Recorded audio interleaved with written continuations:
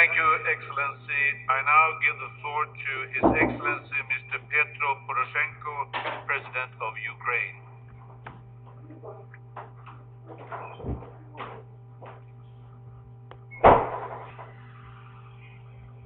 Distinguished Mr. Chair, esteemed Mr. Secretary General, ladies and gentlemen.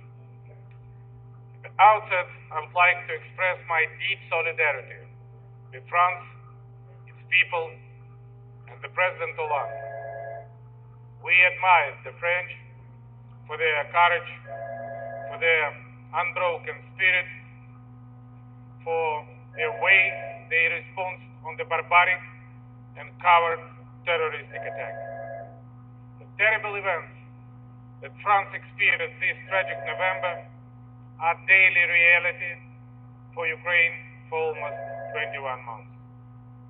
My country is suffering from the terrorism sponsored and promoted by the Russian Federation. As a result, more than 8,000 Ukrainians, of whom about 6,000 civilians, lost their lives. And I am convicted that there can be no compromise on democratic values and principles with the terrorists or states sponsoring the terrorists. We are not afraid and never be intimidated. And such high-level international representation at this summit, which almost equal to the United Nations General Assembly, is the best evidence of that. Ukrainian stands side by side with the French, and vive la France. Ladies and gentlemen, my country became an object of a hybrid warfare. A hybrid warfare which results in a hybrid consequences. They may be less visible, but they are still very damaging.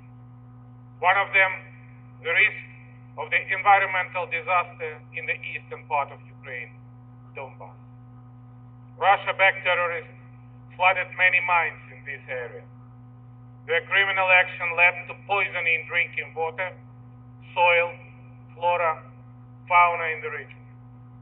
Donbass became shooting range for Russian and pro-Russian troops. As a result, the ground and atmosphere are heavily polluted with exploded ammo, as well as with the leakage from the shelled chemical and other sensitive industrial plants. I strongly believe that the issue of the environment protection under the condition of the conflict can no longer remain without adequate response of the international community. This problem, among others, will be in focus of our activities within the United Nations system, in particular, United Nations Environment Program. Dear ladies and gentlemen, despite all the challenges, we remain firmly committed to our obligation under United Nations Framework Convention on the Climate Change and Kyoto Protocol. My country consistently contributes to the efforts aimed at reducing anthropogenic greenhouse gas emissions in order to limit dangerous global temperature. Ukraine set a target not to exceed 60% of the 1990 greenhouse gas emission level in 2030. We defined this level bearing in mind large-scale problems that Ukraine needs to solve to rebuild Donbass. And we are talking about the reconstruction of destroyed industrial plants, infrastructure, including railways, oil, gas pipelines, water supply, as well as social facilities. The immense work which is still to be done would increase the production of metal and not metallic building material. However, we assume that Ukraine's GNG emission level is only a threshold limit which my country will not surpass.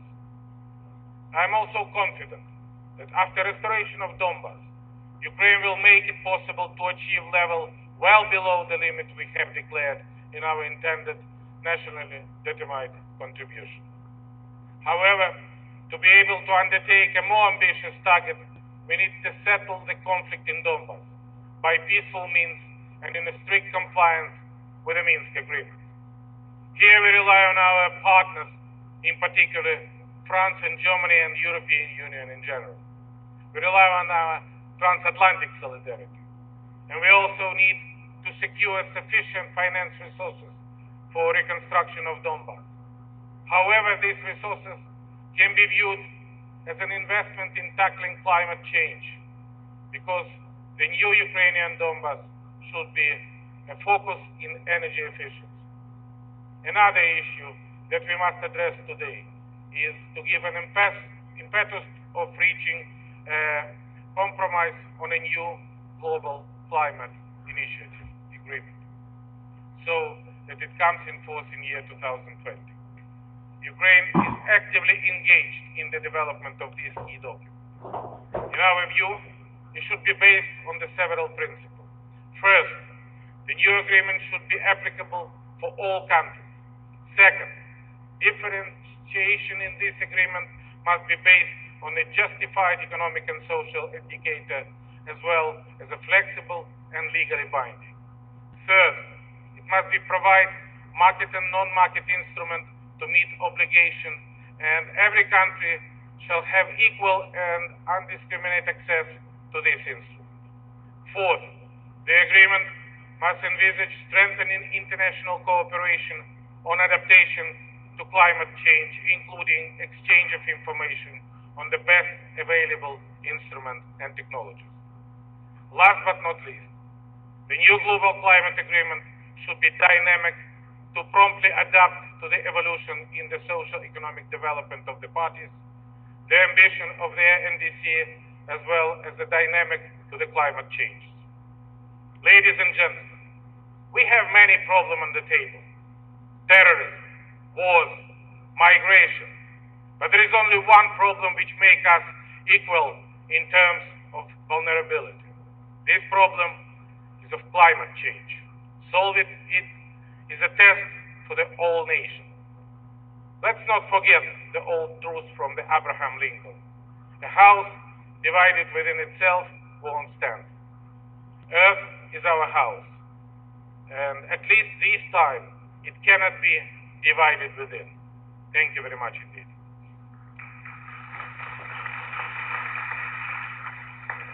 Thank you, Excellency. I now give the floor to His Excellency Mr. Joko Widodo, President